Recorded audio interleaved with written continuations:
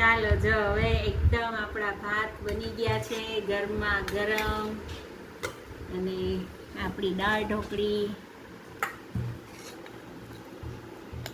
જો એકદમ મસ્ત સુવાળી બની છે, એકદમ ન જાડી ન પાતળી. અને હવે આપણે એની ઉપર આ ચવાણું એડ કરશું. તમને ભાવે તો ડુંગળી પણ એડ કરી શકાય, એકદમ મસ્ત લાગશે. એકદમ જો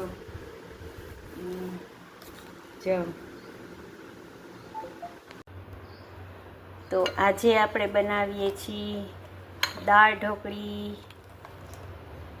તો મેં દાળ બાફી લીધી હતી 1 કલાક પલાળીને, તુવેરની દાળ, અને પછી એને બિગ બોસ હલાવી અને એને ક્રશ કરી લીધી છે.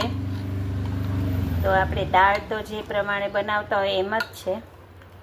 તો ચાલો બનાવીએ. હવે તેલ થઈ ગયું છે, મેં 1 ચમચી તેલ લીધું છે અને 1-1.5 ચમચી ઘી લઈશ દાળ ઢોકળીના વઘાર સારું. ઘીથી છે ને ટેસ્ટ એકદમ મસ્ત આવે. રાઈ, જીરું, આખા મરચાં અને લીમડો. હવે થોડું તતડે એટલે હિંગ 1/2 ચમચી.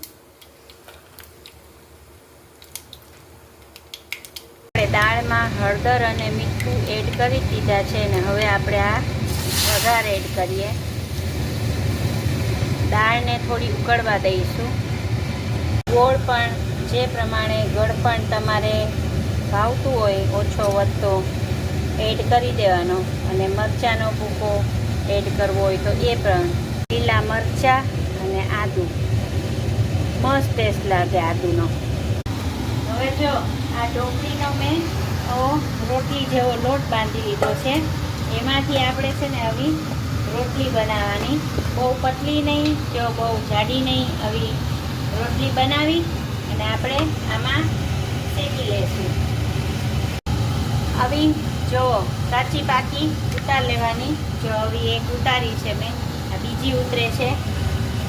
અને પછી આપણે આ દાળ ઉકળશે એમાં એડ કરશું.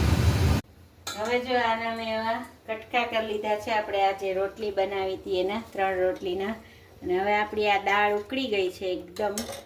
તો એમાં આપણે એડ કરી દઈશું અને પછી પાછી એને 3-4 મિનિટ ઉકળવા દઈશું.